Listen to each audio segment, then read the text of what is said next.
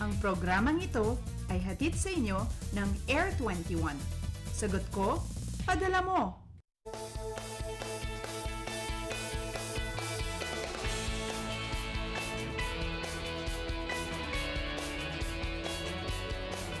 Magandang umaga, Pilipinas! Kamusta po ang tulog nyo? Bitin ka man, tandaan po natin na ang bawat araw ay bagong simula. Basta wag natin kalimutan magpasalamat sa lahat ng blessings na natatanggap po natin. Sabay-sabay nating simulan ng may ngiti ang umagang ito, kaya naman po gawin ng bahagi ng inyong pang-araw-araw na gawain ng pagtutok sa Panahon TV na simula Lunes hanggang Linggo, unang maghatid sa inyo ng pinakabagong ulat panahon.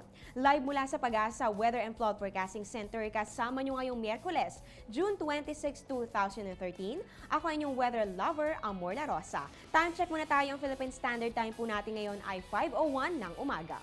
Alam nyo ba na ngayon po ipinagdiriwang natin ang International Day Against Drug Abuse and Illicit Trafficking?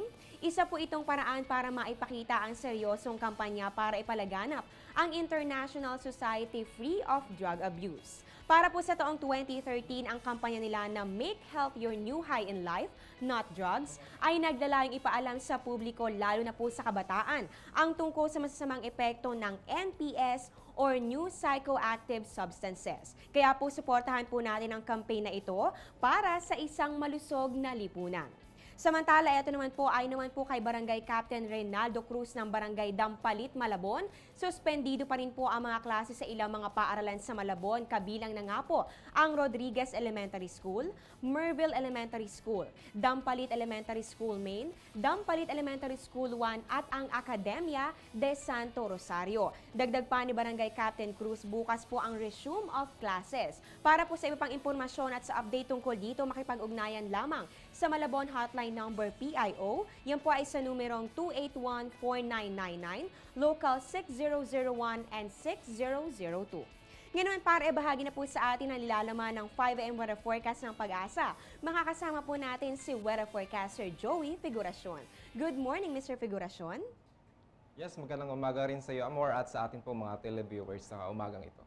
Mr. Figuracion, ano po bang inaasahan nating magiging lagay ng ating panahon ngayong araw na ito ng Miyerkules? Magiging maulan pa rin po ba sa bahagi ng Mindanao katulad po kahapon? Yes, Amor, no, ito nga po ang ITCC ay nandito sa Mindanao sa ngayon at patuloy pa rin po yan ang apekto dito sa Mindanao at may flaring o pagtaas o pagdami nitong kaulapan ay umaabot yan dito sa bahagi ng Visayas, Bicol at Mimaropa. Kaya naman inaasahan natin na may mga pag-ulan pa rin tayo dito sa bahagi ng Mindanao at ang buong Visayas, kasama na po itong dito sa bahagi ng Bicol Region at itong Mimaropa. So asahan natin nilang pag-ulan dyan, mahina hanggang sa katamtaman na may kasama rin pong paggidlat at pagkulog. Mr. Figuracion, sige po. Samantala po, ang natirang bahagi ng ating bansa, kasama na po dyan ang Metro Manila. So bagyang maulap lang tayo pero may isolated rain showers o thunderstorm o pa rin po tayong maaaring makaapekto sa atin. Okay, yan po, alam na po natin kung anong inaasahan natin sa iba't ibang bahagi ng bansa, pati na rin po dito sa Metro Manila at sa rest of the country. Ngayon naman po, kamusta naman po ang kondisyon ng ating mga karagatan, lalong-lalo na po dito sa mga areas na apektado po ng ITCZ? Itong ITCC, Amor, no, hindi naman siya nagbibigay ng maalon o rough seas. So actually, variable yung hangin within the ITCC zone. So inaasahan natin na banayad hanggang sa katamtamang pag-alon ng karagatan sa buong kapuluan.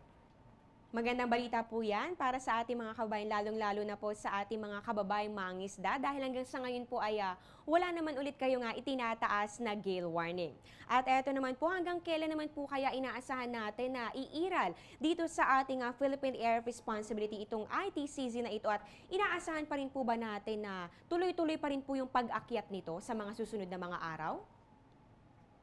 Yes, itong ITCC ay prevailing yan o active po yan throughout the season itong habagat dito sa ating bansa. So sa ngayon, June, for the month of June, nandito po yan sa bahagi ng Mindanao at by July, aakyat po yan bahagya dito sa may Visayas area at so on. So by August po, nandito na yan sa bahagi ng Luzon. So ang inaasahan natin na ito pong ITCC ay maaring pa rin magpaulan dito sa Mindanao area sa throughout nitong linggo. So maaari pong makakaranas pa rin ang ating mga kabayan dyan ng mga pag-ulan.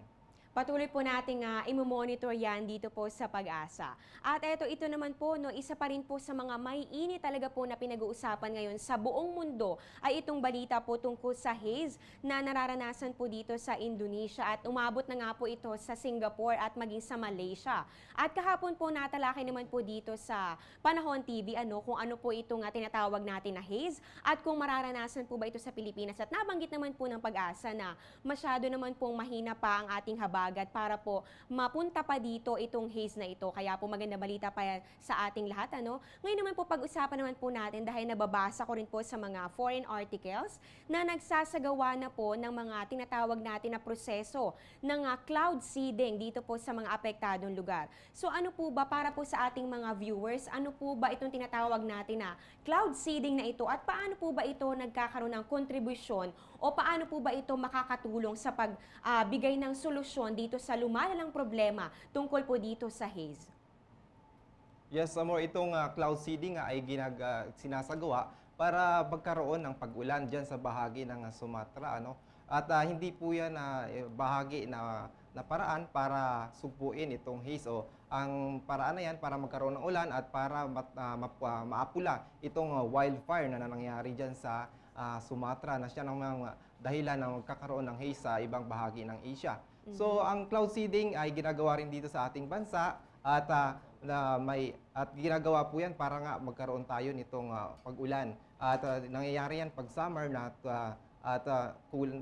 kung saan kulang po tayo ng mga ulan. At ang paraan po ng cloud seeding ay bahagi po yan ng cloud physics. So, importante po kasi sa condensation process na mayroon tayong tinatawag na cloud condensation nuclei kung saan yun po yung kakapitan nitong moisture kung saan andun na ang moisture sa sa kaulapan, kailangan lang po na may kakapitan lang siya at pagkapit po ng moisture na yan, lumalaki yan in a certain mayroon po tayong mga process pa na sinasabi dyan at yun po ang naging dahilan na maaari na siyang lumaki ay itong water droplets at bumabagsak po as rainfall. May bago naman po tayong natutunan sa araw na ito tungkol po dito sa cloud seeding. Kaya po tandaan po natin kung ano po itong proseso na ito na tinatawag natin na cloud seeding. Maraming salamat po Mr. Figuracion sa iyong binahaging impormasyon tungkol sa lagay na ating panahon. Yes, maraming salamat din, Amor. At payo pa rin natin sa ating mga kababayan. Although mainit tayo dito sa Metro Manila, inaasahan pa rin natin na may mga isolated rain showers or thunderstorm pa rin tayo. Kaya magdala pa rin tayo ng payong pananggalayan sa init at kung uulan man, mayroon tayong proteksyon. Ayan nga po at natunghayan po natin si Mr. Joey Figuracion na weather forecaster ng Pag-asa.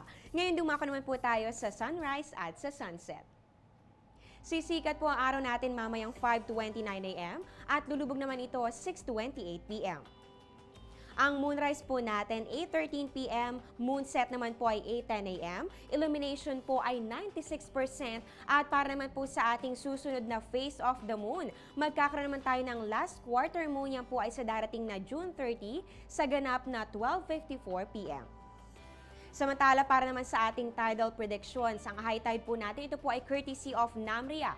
So yan po 11:38 AM po ang high tide, yan po ay 1.42 meters. At ang low tide naman po ay 7:10 PM, yan naman po ay negative 0.14 meters. Magbabalik po ang Panahon TV pagkatapos ng ilang mga paalala.